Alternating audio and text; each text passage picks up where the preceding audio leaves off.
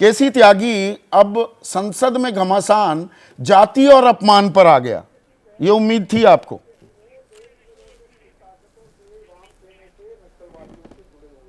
संदीप जी, कल्याण बनर्जी को उपराष्ट्रपति का जो संवैधानिक पद है उस पर इस तरह का व्यवहार और आचरण नहीं करना चाहिए था।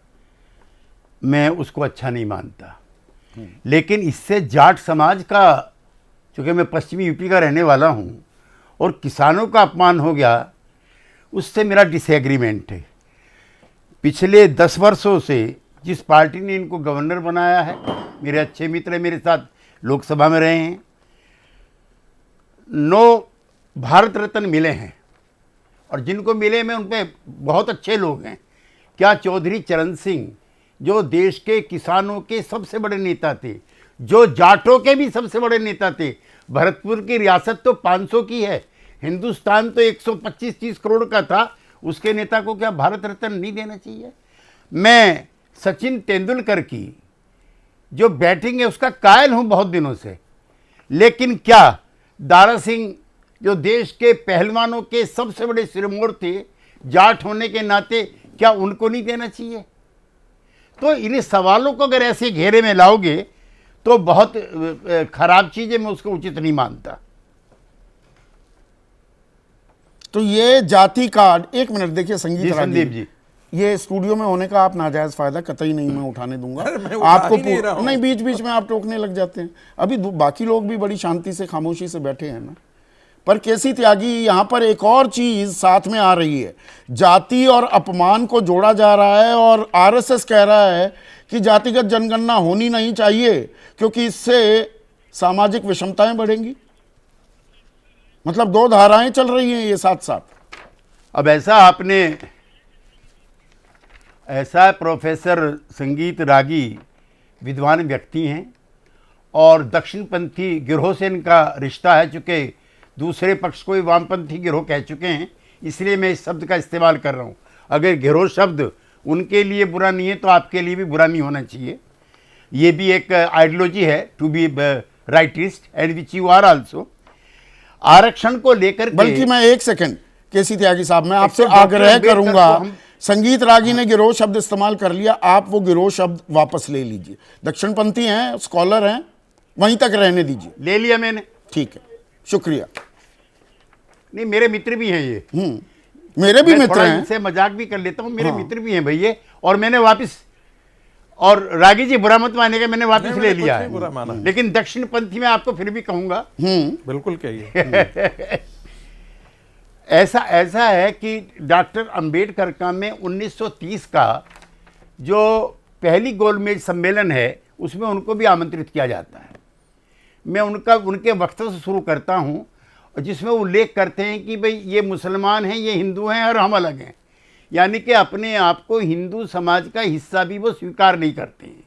हिंदू समाज में मैं पैदा हुआ हूँ, ये मेरे बस की नहीं था, लेकिन मैं इसमें मरूंगा नहीं, ये मेरे बस की है, और उन्होंने त्याग दिया था। हालांकि मुझे सनातनी होने का कोई मुझे बड़ा वो नहीं है, रागी जी सवाल को उठाएंगे, मैं सनातनी हूँ मैं, लेकिन आरएसएस का जो, और आरएसएस भी कहाँ की, महाराष्ट्र की, विदर्भा की, उसका कहना है कि इसके कुछ लोगों का राजनीतिक फायदा हो सकता है, लेकिन इस जातिगत जनगणना का हम विरोध करते हैं।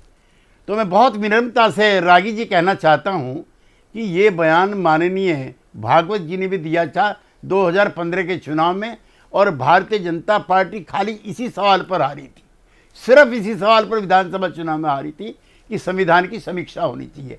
संविधान की समीक्षा करके क्या करना चाहते हो?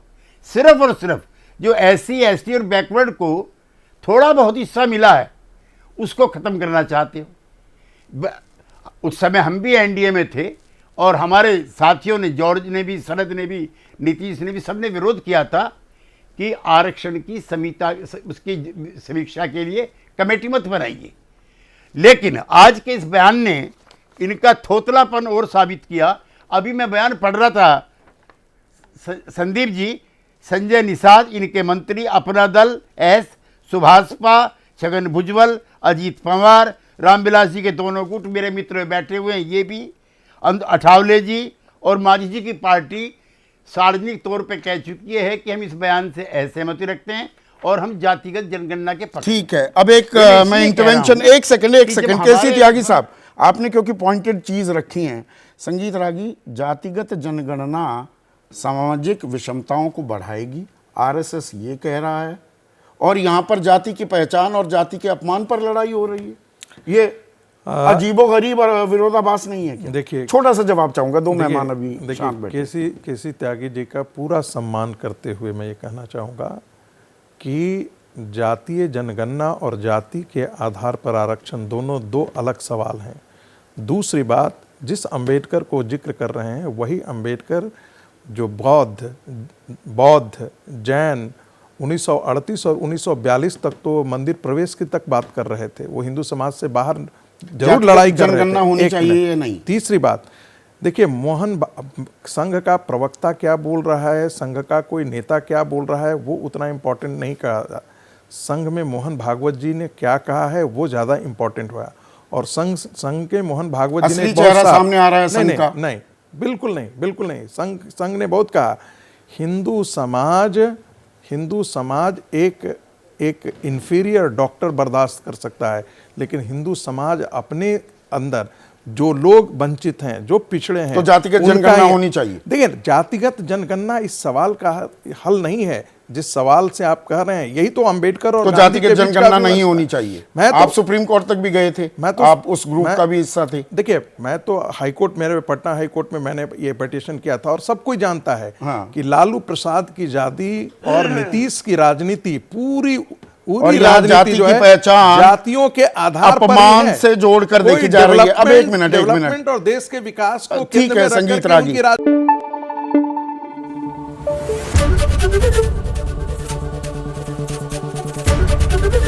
एबीपी न्यूज आपको रखे आगे।